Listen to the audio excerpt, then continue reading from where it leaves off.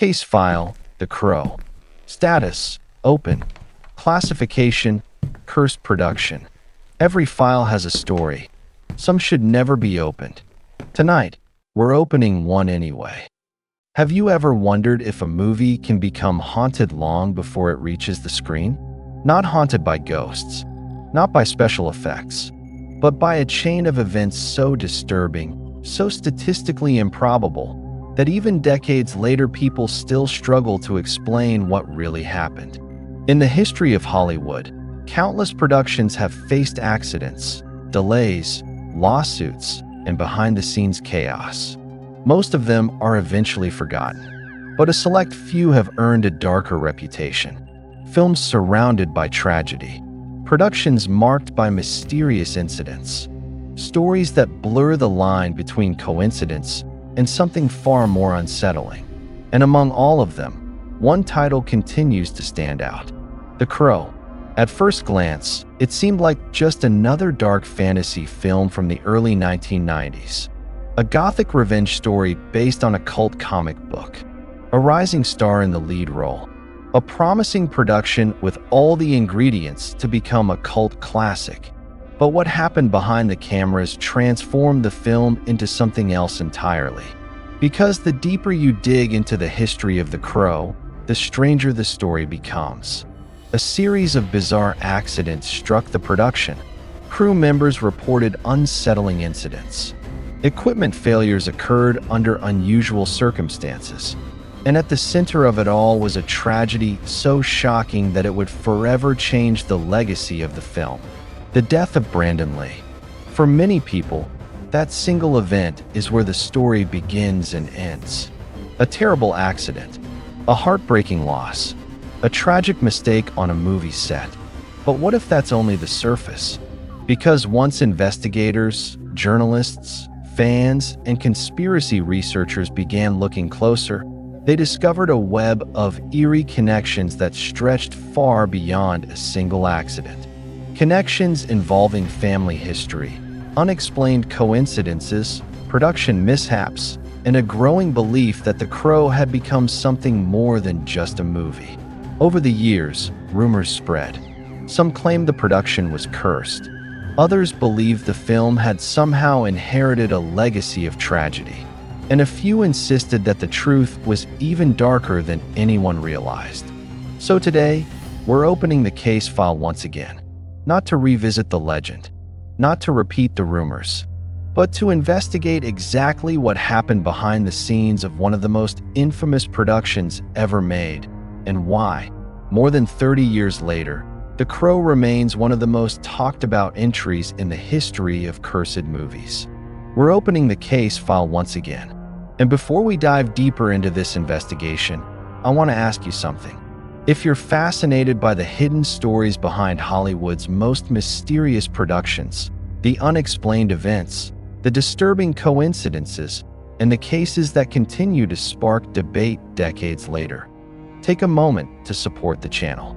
A simple like helps this video reach more people who are just as obsessed with these mysteries as we are. And I'd love to hear your thoughts before we begin. Do you believe some movies can actually become cursed? Or are these stories simply the result of tragic coincidences that our minds try to connect? Leave your answer in the comments below. I'm genuinely curious to see where you stand on this. And if you're new to Shadow Reel, make sure to subscribe and join us. Because here, we don't just revisit movies. We investigate the secrets, mysteries, and dark histories hidden behind them. Now, with the case file officially open, it's time to go back to where this story truly began. The origin of The Crow, a story born from real tragedy. To understand why so many people believe The Crow belongs on the list of the most cursed movies ever made, we need to go back long before the cameras started rolling, long before the accidents, long before the rumors, long before the tragedy that would forever define the film's legacy. Because the truth is that The Crow was born from pain. And once you discover how this story came into existence, the entire production begins to feel different. The origins of The Crow take us to the late 1980s and to a man named James O'Barr. At the time, Obar was struggling with an emotional wound that seemed impossible to heal. Years earlier, his fiancée had been killed by a drunk driver. The loss devastated him. It wasn't simply grief. It was the kind of trauma that changes the way a person sees the world forever. Many artists transform their suffering into music, paintings, novels, or films.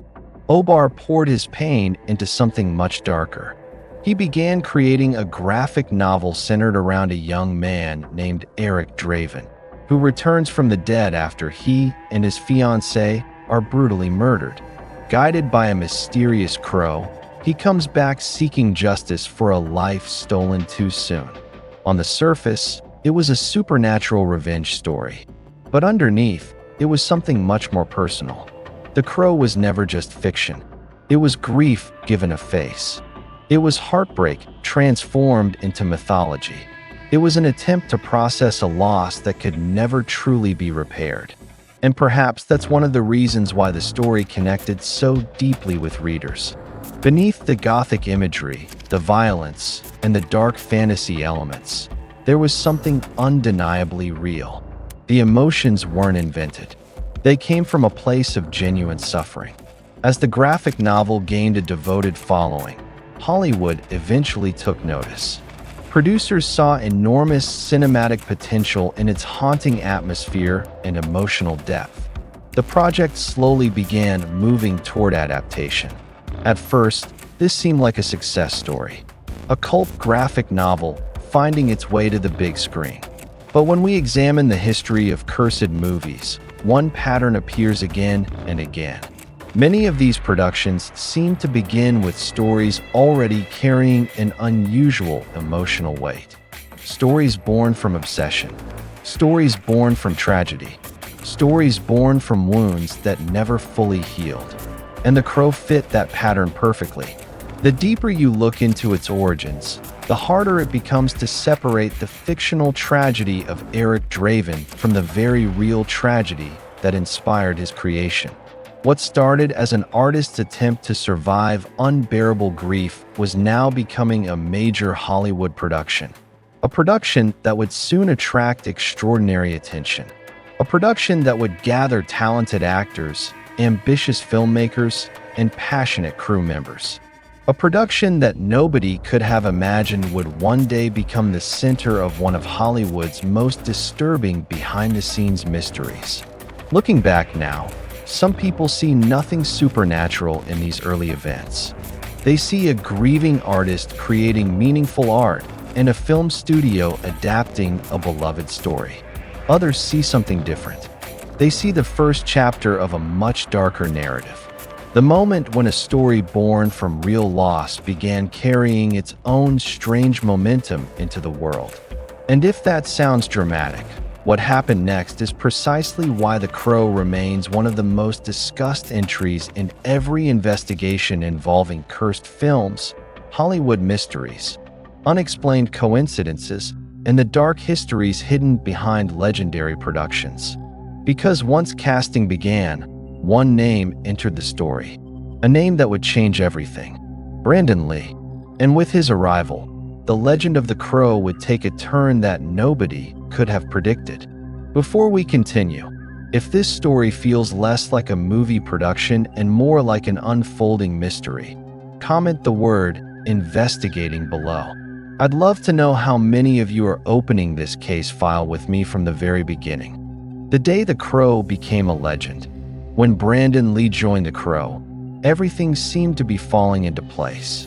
The production had found its perfect lead. Early footage looked promising.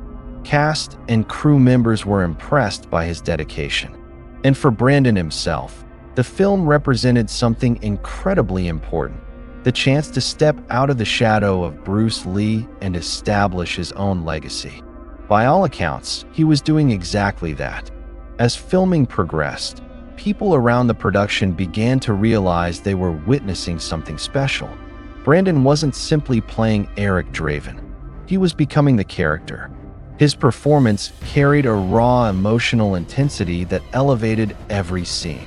No one knew they were watching a career-defining performance, and no one knew it would be his last.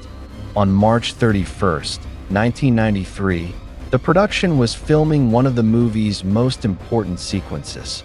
In the scene, Eric Draven enters an apartment and is shot by a character named Funboy. What should have been a routine special effects sequence became one of the most tragic accidents in Hollywood history. Earlier production mistakes involving improperly prepared ammunition had created a dangerous situation that went unnoticed. During filming, a projectile lodged in a revolver barrel was propelled forward when a blank cartridge was fired. The result was catastrophic. Brandon Lee was struck in the abdomen. At first, some crew members reportedly believed something had gone wrong with the acting or the effects. Within moments, however, it became clear that this was not part of the scene. This was real. Brandon was rushed to the hospital and underwent emergency surgery for hours. Despite every effort to save him, he died later that day at the age of just 28. The shock that followed was impossible to describe. Production stopped. Cast members were devastated. Crew members struggled to process what had happened. Hollywood itself seemed frozen by the news. Almost immediately, questions began to emerge. How could something like this happen on a professional film set? Who was responsible? Could the tragedy have been prevented? Investigations eventually concluded that a series of human errors and safety failures led to the accident. No supernatural explanation was necessary. And yet, for many people, that wasn't the end of the story. It was the beginning. As the years passed, The Crow became permanently linked to discussions about cursed movies. People pointed to the tragic origins of the graphic novel. They pointed to production accidents. They pointed to the eerie parallels between fiction and reality. Some even connected the event to the long-standing mythology surrounding the Lee family. Were these connections meaningful? Or were people simply searching for patterns in the aftermath of an unimaginable tragedy? The answer depends on who you ask. What cannot be disputed is that The Crow transformed from a movie into a legend. Today, more than 3 decades later, Brandon Lee's performance remains the emotional heart of the film. Audiences continue to discover his work. New generations continue to ask questions. And the mystery surrounding the production remains alive within every conversation about Hollywood's darkest stories. Perhaps that's why The Crow continues to fascinate us. Not because it proves the existence of curses, but because it forces us to confront something far more unsettling. The fragile line between coincidence and destiny, between fiction and reality, between the stories we create and the stories that unexpectedly create themselves. And while The Crow may be one of the most tragic productions ever filmed, it wasn't the only movie surrounded by danger, chaos, and disturbing circumstances. Because in our next investigation, we'll examine a production where the threat wasn't hidden behind rumors. It was present every single day on set. And what happened during Roar may have been even darker. The Crow file is now closed, but another file remains sealed. And according to the records, what happened during Roar was even worse. Every file has a story. Some should never be opened,